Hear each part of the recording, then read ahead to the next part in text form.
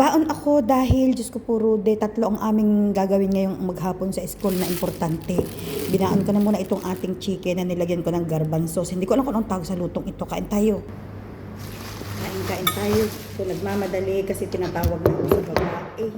Kailangan muna nating kumain mga kaulam para tayo ay may lakas sa ating mga gagawin.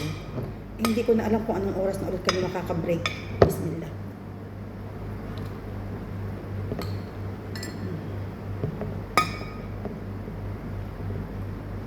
Manok na may garbanzos. Hindi ko alam kung klaseng luto ito.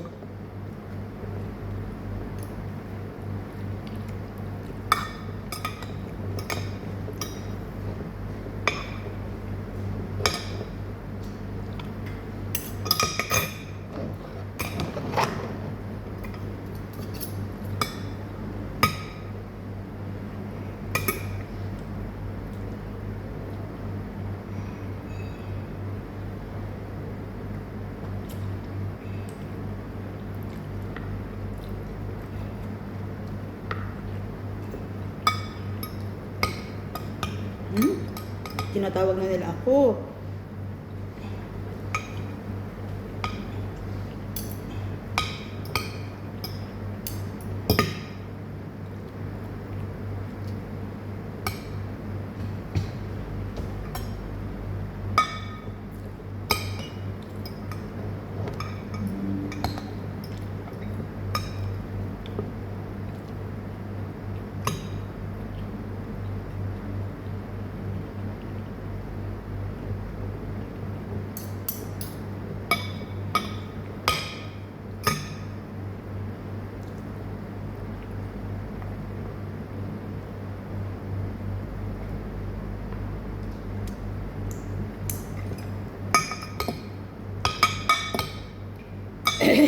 Hindi ko na alam kung anong oras ulit kami kakain mamaya.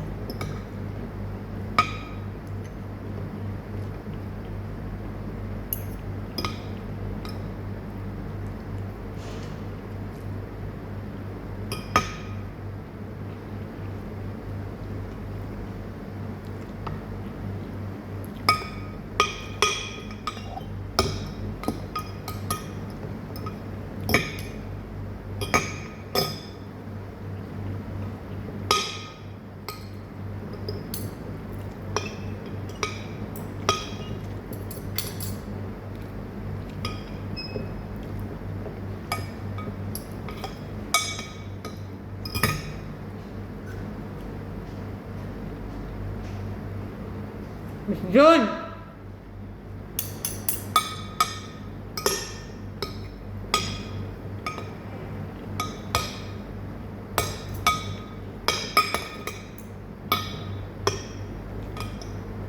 Kalampagan ang pinggan. Ang baonan.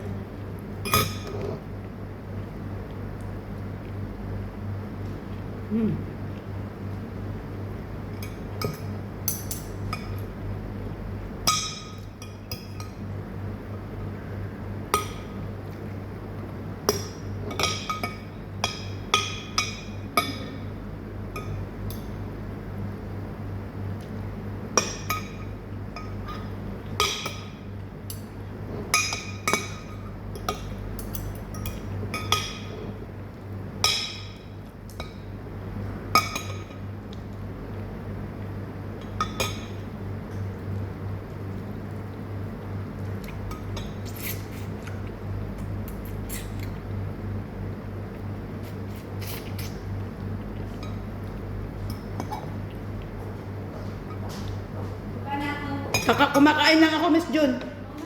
Gutom ko. Bababa lang kasi yung laptop ko nag-uun. Oo nga. Ano? Okay, baka may kumuha lang. Miss Jun, apple yun. Ko, MacBook yun. Mahal yun. Pabayaran ko sa kanila. Ay. Palang ko. Kala mo naman babayaran ka pag nasira nila yan. Ang una si sana. Mariam, tapos Ishal, tapos Mariam. Tapos, after that, Ishal. Ihahanda ko na rin si yung mag-Quran. Si Dina. Kasi si Dina.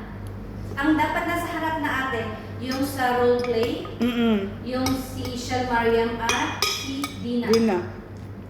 Kasi mabilis lang kung magsalita tong dalawa eh. Hindi, habang nag-aano sila, nakaupo na yung dalawa sa roleplay. Nandun na. Hindi, Si- nakatayo lang sila muna kasi UAE eh. Nga pala. So after that, yung story ng after Antel story, tapos si Elin at Naba. Yung si Elin at Naba, yung sa question and answer that time, lahat na sila pupunta Sa harap. with the book. Or, pero in this between din, habang nagsasalita sila, magas tayo ng assistance for the chair. Mabigat yung chair pala. Tapos, after that, Elina ba tapos dance? Tapos na. Kaya nga. Dali lang. Sana, walang palapa. Sana maging active Tapos Miss yung mga June, estudyante. pag akyat natin, practice naman tayo ng poem recitation natin. Yes. So saan ang klase dyan? Saan? Tapos bukas, May bookmark. work yung scrutiny. para Work ma- scrutiny.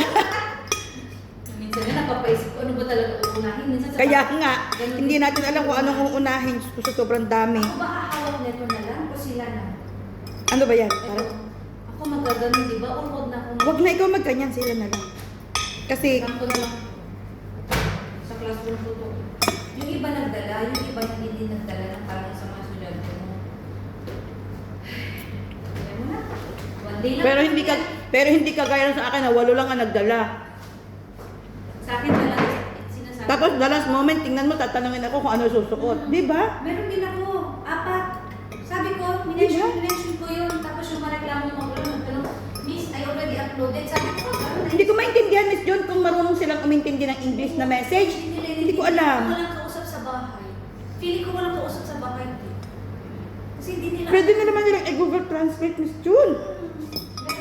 Hindi naman nag-comment.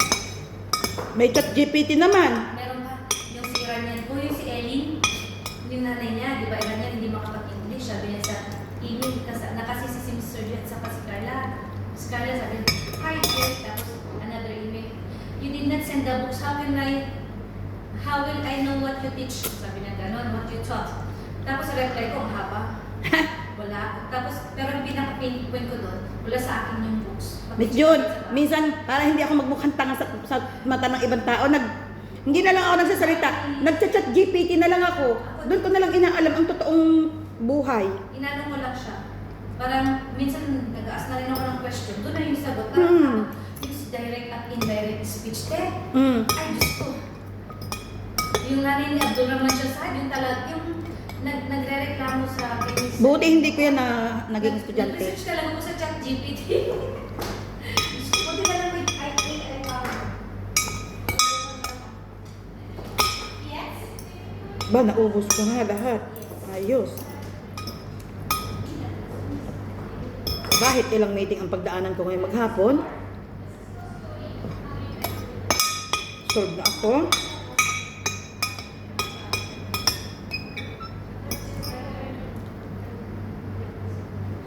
Kahit pa mayat maya ipatawag nila ako sa meeting. Miss June! Kahit mayat maya ipatawag tayo